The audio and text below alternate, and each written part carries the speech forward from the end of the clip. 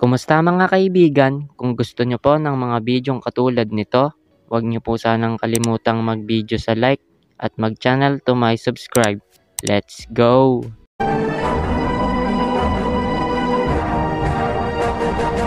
Yan po yung total price niya.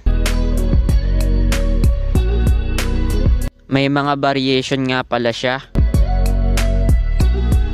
Yan naman yung mga picture.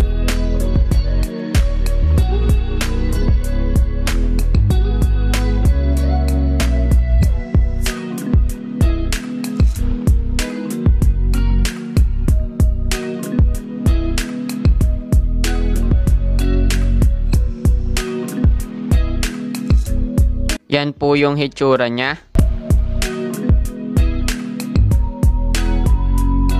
Kasya daw to sa 35 to 51.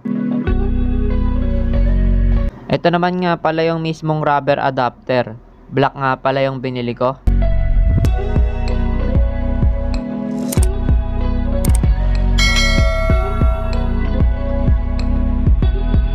Susubukan kong isalpak dito.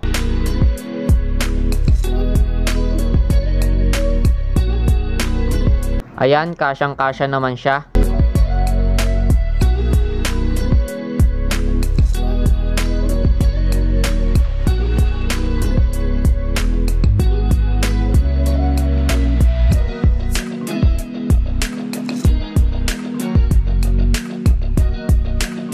Yan po yung product details niya.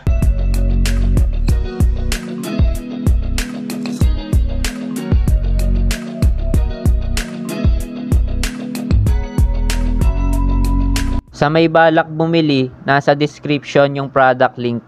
Kung gusto nyo po ng mga bidyong katulad nito, huwag nyo po sanang kalimutang mag-video sa like at mag-channel to my subscribe.